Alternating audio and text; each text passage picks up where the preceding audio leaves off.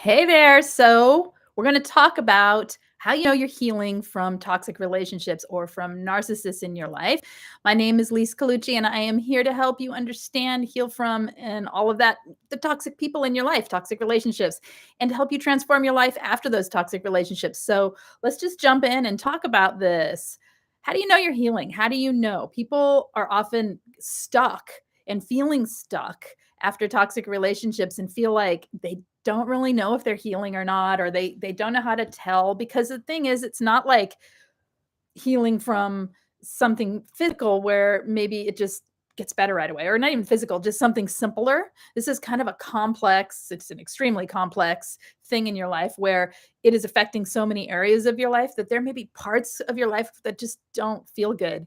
And then there may be other parts of your life that are better, but you don't realize they're better because you're so preoccupied with healing the things that aren't working. And we also get on this healing path where our whole life becomes about creating the healing, right? And we focus heavily on the healing, and so then we're always going down that path. And oh my gosh, mailman's here. That's why I like mornings. Okay, anyway, we go down the path of the healing, and we like are on a train, right? And we don't jump off to see what's going on around us. We're just focused on healing. So let's just talk about what are some of the signs. Then one sign I want to talk about, which is kind of funny, kind of not, is you recognize, this is one that's me today. Okay, you recognize that when you are feeling overwhelmed, foggy headed from, you know what? Hang on. I got to close this Facebook. There we go. Okay, back to you guys. I had to do it because it's just going to make noise. So you recognize that when you're feeling foggy headed, when you're feeling distracted, when you're feeling like in brain fog out of nowhere, that you aren't always feeling that way, number one, and that you have skills now to minimally recognize it, to say, oh my gosh, I need to slow down. This is what I did 2 days ago. Girl, slow down. You are triggered right now. You are in something that's just working through, right? And you are a survivor of toxic relationships and all kinds of other traumas in your life. So this is going to happen. This is part of having CPTSD. This is part of living with being a survivor of toxic people, right? And toxic experiences. So yeah, it's going to happen. And so recognizing it and knowing what to do for yourself, to slow down, to get some self-care, to take a break, to whatever it is for you, right? So that's a sign that you're healing, or that you're like pretty far on your journey, because you have figured out, oh, I've hit that wall. That doesn't mean I'm back in it. What it means is this is how my brain goes when it hits that overwhelm point. Okay. Another thing the way you know you're healing is that oftentimes in your life, you feel lighter. So that's a happy one after my harder one. You feel lighter. You just feel lighter inside your body, inside yourself. Even your physical body might feel just like lighter and brighter. Not all the time, but in bits and pieces compared to how it was when you were newly out or still with, or like deeply enmeshed in the toxicity. Okay. Um, hey guys, and welcome. Thank you, Ellen, for coming in and modding today. Demi says, after struggling, grieving over being used by a narcissist, I blocked and deleted the narcissist again. I'm trying to stay strong and keep him blocked. Good. Stick with it, because you will get where we're talking about today if you stick with it, and watch the videos on trauma bonding over and over if you need to, because that can really help you with the stick with itness. Okay. And again, this is a good time to point out the group coaching. If it's something that sounds good to you, if you're able to, if the times work for you, it is a place for exactly that, staying no contact, working on what we're talking about here, which is transforming things for yourself so that you get the healing that you need, so you can start doing a lot better, right? So if you need that, the information's in the main description of every video. We meet Tuesdays, Thursdays, 4:30, Fridays, 11 Pacific. Okay, I won't say too much more. We'll just keep going. Let's see. So, here's one. One way to know that you are healing from toxic relationships is that you are able now to accept the reality of the situation, of what the narcissist is and how they are, of how you responded to it and how you react around narcissists, you're able to accept the reality. You're not clinging to unnecessary and uh, basically hope that is never going to be met. You're not clinging to the what ifs. You're not clinging to beliefs that you're the problem. You're seeing the reality of the narcissistic person and how they function in relationships. Huge. You get to that point, it everything starts changing. Okay. And you can get there. So this is, if you are not feeling any of these things, do not be discouraged. That means that this is something to look forward to, some little markers to see, oh, where am I? And here's the thing, you may feel some of these things like, yeah, I totally accept it until it's with so and so, until blah blah blah, right? So it's not that this isn't black and white. This is multicolored and all shades of everything, okay? And it's going to be in different degrees that these things happen. This isn't a checklist for, okay, I'm fine now, or I'm not fine because I don't meet all the criteria, okay? These are just some signs for people who, or for you, if you are feeling like, gosh, this isn't going anywhere. It's a way to look back at where you started and where you are. If you're just starting, it's for hope that it actually can get better. Okay. So do not take this as anything to judge yourself with, because that would be sad. Right. Don't do that. All right. You aren't trying to get validation for the traumas and the experiences you've had anymore. Wow, that's a big one, right? Because we need the validation. And I'm not saying needing validation is wrong or that you're not healed if you need it now and then. Okay. We all need it now and then. We crave, right? The understanding and the awareness from another person and the compassion from another person. Yes. However, when you're newly out of toxic relationships, when you just are discovering this stuff, when you're so wrapped up in trying to get away from them, when they're smearing you, when it's intense emotionally and there's a lot of intensity around it, it's natural. And it's what happens, where we tell our stories over and over and to everyone that'll listen, and we need the validation back. And when we don't get the validation back, it's like, oh, I'm telling you. When someone goes, uh-huh, or some other flippant remark, or they don't get it, or they say something rude, like, well, you stayed, we're shot down and we're in that loop. So we're seeking that dopamine through that telling of the experience to help boost us up when we're so low, right? But we're also seeking just someone to get it. But the thing is, someone can get it, and then we still have to tell someone else and tell someone else. It's not bad. I'm not criticizing or saying this is wrong. It's just what we do. It's hard not to. We are focused on understanding and healing and fixing this. And we don't want other people to experience it. And we also want to relate to others who do. So nothing wrong with it. But when you get to the point where that's not the first thing you think of when you talk to someone, or if someone says, how you doing? You don't go straight there. And when someone says, hey, whatever happened with your ex? You go, you know what? That was toxic. I don't even want to talk about it. And you mean it. Then you know that there's a level of healing that has happened, even if you're still feeling stuck and you're feeling a lot of other things. Okay. So it's just a measure. It's not good, bad, or indifferent. It's just a place people can get to. Okay. So, I mean, it is good in the sense of it's freedom to not have to be worrying about them all the time. All right. Let's see.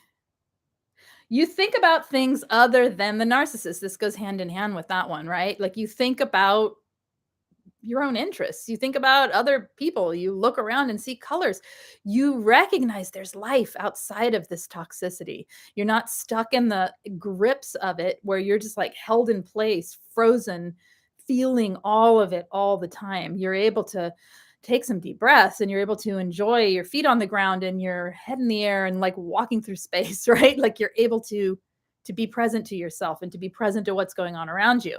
That's a sign of healing. That is why I focus on that here. That's why I drill it into every video here. That is a major way to get yourself to healing, is to become more aware of self and to become more embodied and to become more compassionate with oneself as you move through time and space on the planet in this life, right? So yeah, there is life beyond trauma, as Ellen puts it, which is way simpler way of saying it.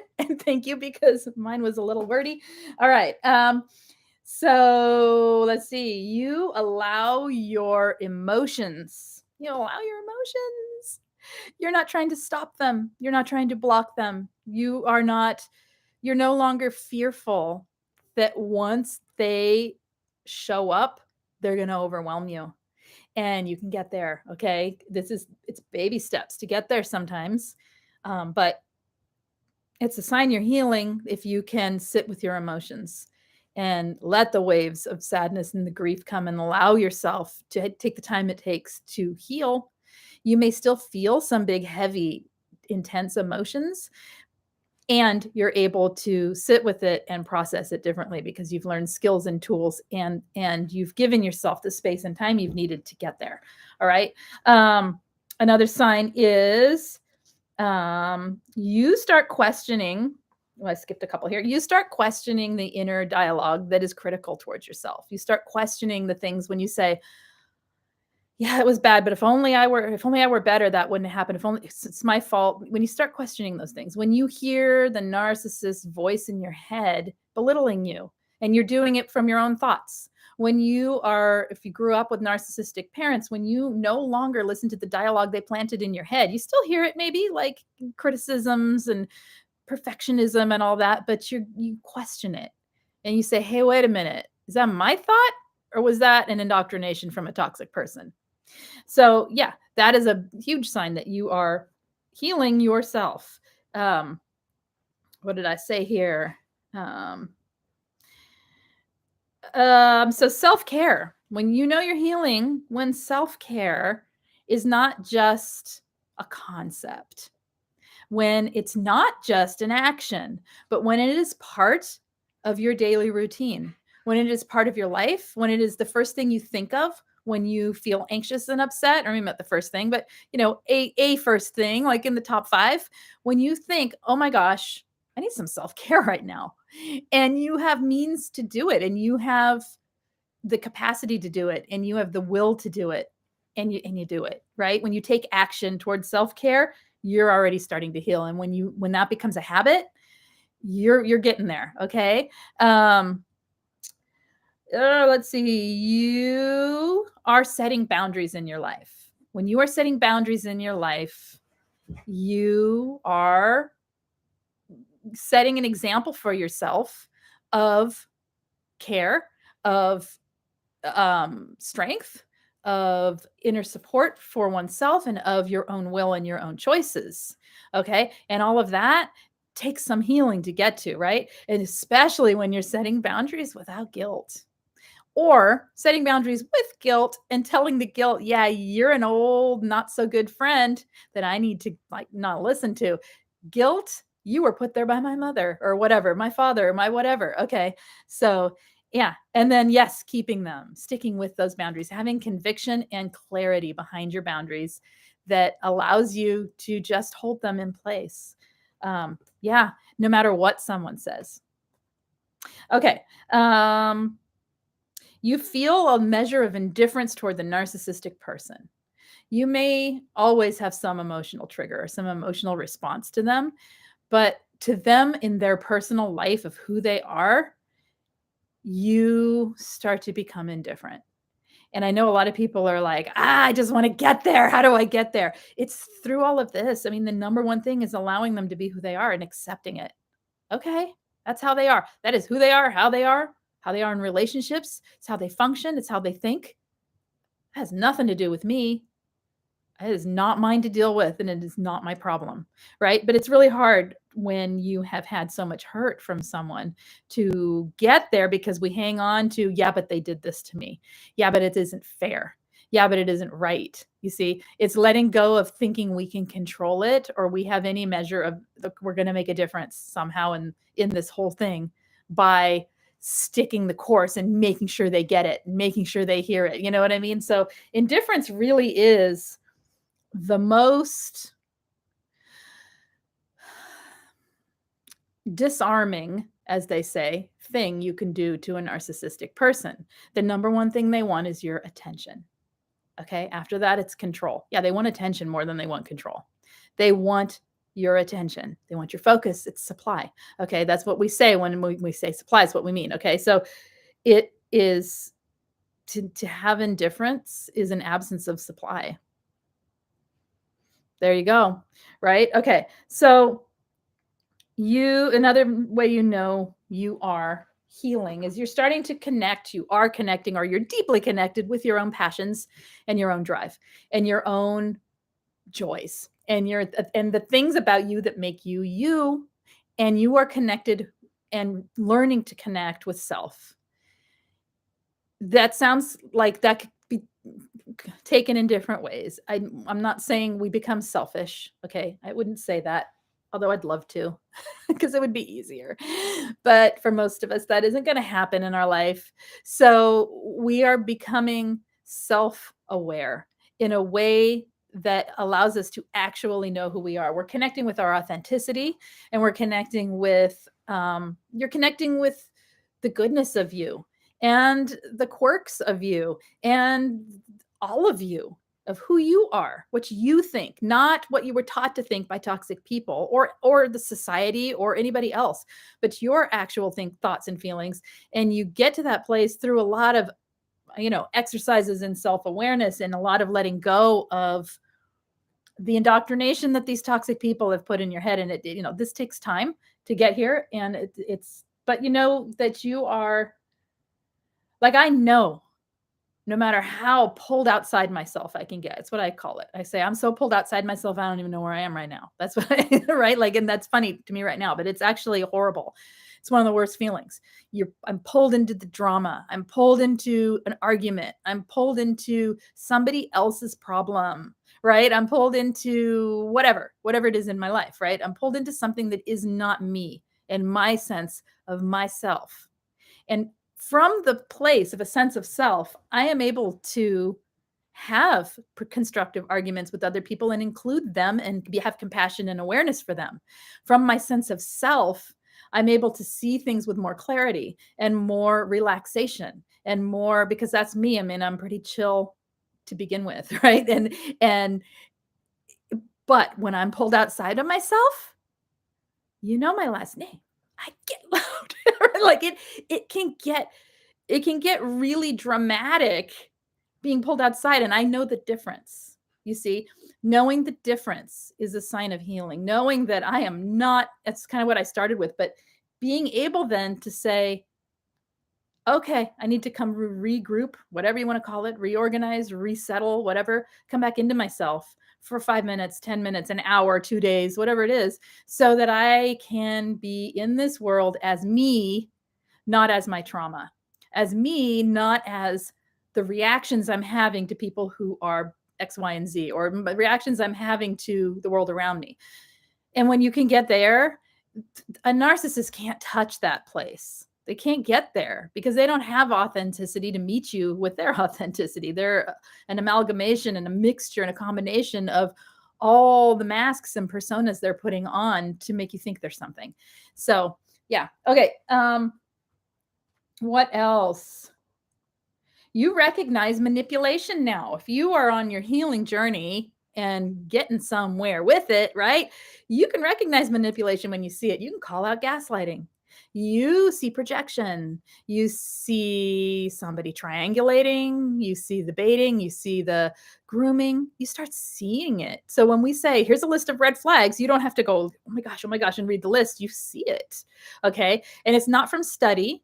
It's from being happy and joyful and having someone's pulling your energy away from you, pulling your attention away from you, feeling a no and having someone convince you to a yes, feeling, oh, this is how this happened, and having somebody else tell you that's not how it happened. So you see the gaslighting, right? So you start to see the manipulations as they're happening. And that can happen early on in healing as you're learning what gaslighting is and as you're learning what projection is and how narcissists and toxic people treat people. So that can happen really early. So yeah, you see all of these things can happen at any time in your healing. And you're not better because you're farther. Okay? And you're not worse because none of this makes sense to you. All right. You are just where you are. And if your goal is to transform things beyond where you are into something that you would like for your life, then this kind of talk can help you think, I want that. How do I get that piece? I want that piece. How do I get that piece? Right. And so, again, this is where sometimes coaching can come into play. So, check out the information in the description. There's links for coaching, group coaching, and peer support there. I started a new Facebook group. Excellent for this topic. Okay. So, go check that out if you need it. And also, while you're doing all that, hit the thumbs up and subscribe for here. Okay. Let's see. What do we say here? I recognized it in a line from an email. Hey, Deb, from my dad. Proud it didn't trigger me. I just laughed at the attempt to manipulate me. You see, pat yourself on the back, whatever you need to do, take a deep breath and recognize how far you've come in your healing when you see something like that. That an attempt to manipulate me didn't even faze me. And I saw it. And I thought, like I would think, yeah, that's your problem, Dad. That's you do you, man. Right? Like that's not going to fly with me anymore. So totally over. When you say no, the narcissist says, yes, it's hard to set boundaries with someone like that. Well, the thing is, you can't have them respect your boundaries. They're not going to. They're not going to. This isn't about let's heal and then stay in toxic relationships and hope our life is free from toxicity. Okay, if you can't escape them, different talk is needed, right? Like a different conversation. Okay, then you set boundaries and sorry, but you got to manipulate back. It's not a fun world. It's not authentic. You cannot be authentic in front of a narcissist and expect that they're going to respect you and that they're going to break you down. They're going to take that authenticity that they see and they're going to find ways to find the vulnerabilities and then weaponize them against you. So it's not that like this changes how narcissists are. What I'm talking about here is seeing where you are in life, the things you wish to change or the direction you wish to go for you. Everybody's got their own thing, right? And then finding ways to do it and talking about it. So you're correct. You cannot set boundaries with a person like that and have them respect it. You can set boundaries with them, but then what happens is you have to hold that boundary in place. And then that's a whole battle. And so you pick and choose. You pick and choose the boundaries you set. It depends on your situation and whether you're living with them or they're at a distance or you're low contact or, a lot of contact. It really is going to depend. So we can talk about that, how to set boundaries with a narcissist at another video for sure. All right. Trying to explain this, Deb says, it was an amazing feeling trying to explain this to therapists over years of raising my kid. They kept telling me I didn't have strong boundaries. Yeah, because my husband was, right? Like I'm laughing not at your situation, but at the absurdity of it. You cannot just set boundaries with a toxic person. They're going to push back. You can't. Okay, here's the problem with gray rock too. I'm kind of going off topic here. It's okay because we're far into this video and we can do that now. The problem with boundaries, gray rock, and all of these techniques is they are not meant to be a lifestyle. They're meant to be momentary exchanges with toxic people so you can like get away from it, right? They're not meant to be something to like embrace the relationship. It's not, you can't fix a broken relationship with a toxic person because I liken it to a bowl of soup that you're making. Okay. You're making the soup and you're putting in stuff in. Okay. And it's all edible. And whether it tastes good or not, who cares? It's edible. The narcissist is like, here's some edible in the beginning. Here's some, that sounds funny, but here's some vegetables and some meat and whatever. I'm going to put it in. Oh, here's some poison. So you see in the relationship soup that they're making, they're always putting drops of poison. You can't extract it. It doesn't come out. So the relationship with them is always going to have a toxic element to it, a poison in it. And it isn't coming from you. The problem is we get reactive and we start pouring our own poison in, right? Or at least our own food poisoning, right? Like into it. Like we start pouring our own, if you did what you do when you're reactive to a healthy person, it would be toxic, right? So we start pouring our own toxic into it and then it becomes just yuck. So Yeah, there isn't a way, but boundaries can help you in low contact for sure. That would be the only place it really is effective with a narcissist. What are we saying here? You can't love them to behave the right way. Nope, you certainly can't. You certainly can't. Okay, let me finish up here with our little list or long list of ways you know you're healing. There's a lot of ways you can tell you're healing. So a couple more are what did I say here? Oh, you got less anxiety. Oh my gosh, so much less anxiety when you get to when your nervous system slows down and you're not always in fight flight and you have enough time where you're just not in fight flight all the time. It's so much better. You're not always in a fight flight anxious mode.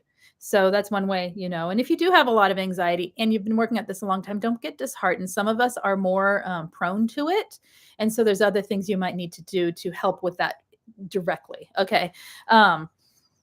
There you have a hope for the future. You have a hope for life. Even if it's tiny. You think, I feel like going to the beach this weekend. That's a hope, right? Like that's a dream, that's a wish.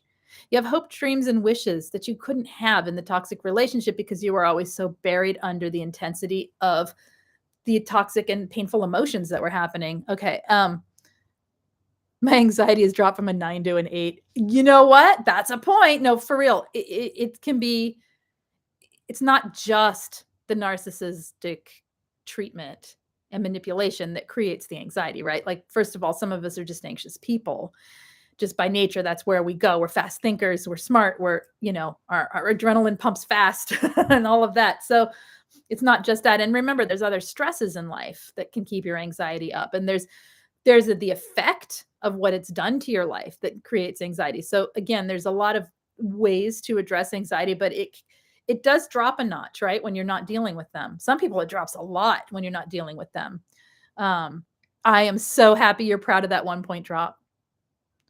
Yeah, aces. Exactly. If you have childhood trauma, it is your go-to, right? Anxiety. It's tricky, but there's ways to sort of work with your habit, neural pathways, whatever you want to say here, Deb, to help you with that. And again, come into group coaching for a month if you think that's something you want to work with, because that is a playground, right? To play with ways to change that piece. For real. Okay. Laura, hey, I don't fight them anymore. I just, I list ways that they are better than me. And I say, I really think I'm not good enough for you. And we should part ways. It blows their mind because they want the fight. And if you can stand by that, oh, yeah. Right. So totally over. Deb, the first boundaries you need to set is with yourself. You'll never set a boundary with a narcissist. Normal. Yep. People are normal. It can happen. They are. Okay. Hey, twins. Yeah, it's good to see you. I don't think I've seen you here before. Welcome. So, okay, I have 1 or 2 more written down. Looks like I said more serial, but it actually says more social. More social. Your life is becoming more social. That can mean simply you stand up, you look people in the eye, you maybe smile a little or not. You approach life with a more open attitude toward other human beings. Just this much.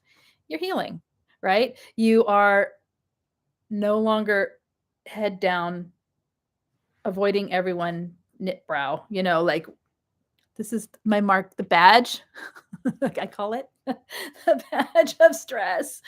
Yeah. So, okay. Oh, you have had a one-to-one with me. Oh, great. Okay. Your handle changes. So you've been in here. Great. Okay. Hi again. um, it is impossible. Deb, are you low contact or like just steeped in it with the narcissist? Because there can be tips for boundary setting. And we'll do a video on that, or let's do a live stream on setting boundaries with narcissists. Let's do that like next week. Okay. Because hopefully someone will remind me. I will remind me because I think that would be helpful. How do you think people become narcissistic? What do I think? I think that it's a combination. I think some people are born predisposed to narcissistic traits, predisposed to lower empathy. You see, there's children who you have to teach empathy to. There are children who have a lower sense of level of empathy, and you have to teach them, or else, they don't learn it. And while their brains have the neuroplasticity, and I am no scientist, so I'm going to stop there with that, but I would say that there is an option at that point to help them gain empathy by empathetic means. And then there is the creation of narcissism through the way someone is parented, the traumas that they've had in their life, and the way that person reacts to those traumas, and how inward they go, and how much they need to protect themselves with ego. And instead, like those of us who are not narcissistic, who had a lot of childhood trauma, we did not protect with ego. We were either victim, or we just accepted our role as the scapegoat, or as the problem, or as, you know what I mean? We went with it, and we did our best. We people pleased. We did all these, we tried to externally help stay safe through being kind and good to people. A narcissist learns to put up a wall of ego, a pretense of who they are, and hide behind it, like it's going to protect them from the truth of situations. And if it was a trauma that they were hiding from, yeah, you can feel bad for that trauma, but the pattern of doing that creates the self-centered life where you don't consider other people, right? And so, like, that's a whole long topic, and I'm going to stop there because I would have to give myself some notes. I'm feeling a little like I said, I'm feeling a little CPTSD brain this week. So I'm going to stop there with that one, because I would like to make notes, but it's a good topic and I should talk about it. As a dad dealing with this, you have to model empathy for your children. Hi, Flying Cosmo.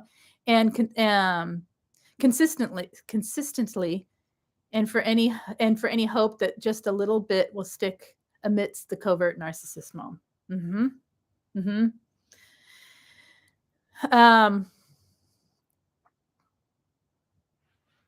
I don't know how my parents had me. I'm the opposite. Isn't it interesting? Yeah. I finished going through the adult daughter-mom relationship. She is erased. Met her daughter out and about and ran into her. Got the cold shoulder treatment. I told her to take care of you. Yep. Let's see. Laura says, I told that to my ex who left me for my 16-year-old babysitter that he hired. Oh, gross. And his son, oh my gosh, I'm not going to read that, but yeah. Ugh. Yeah. People are horrible sometimes. They really are. Okay. So I think that's enough for signs that you're healing, right? And I'm going to just look through here, and hey, Shoshana, see if I missed anything from you guys, and then we'll end today. So I gotta go pick up my kiddos. People can be gross, more than gross. They can be evil. They really can. And not all of us, right? So,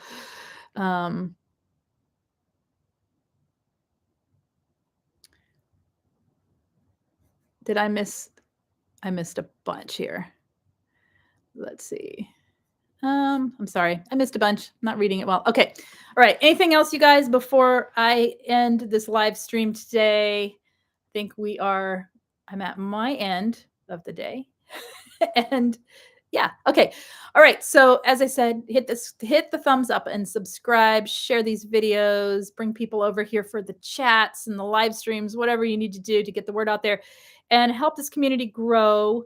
Go on over to my Facebook group that I started for all of this stuff, right? For really anywhere you are in healing. And if you are transformational minded, like you want your life to be different, right? Head on over.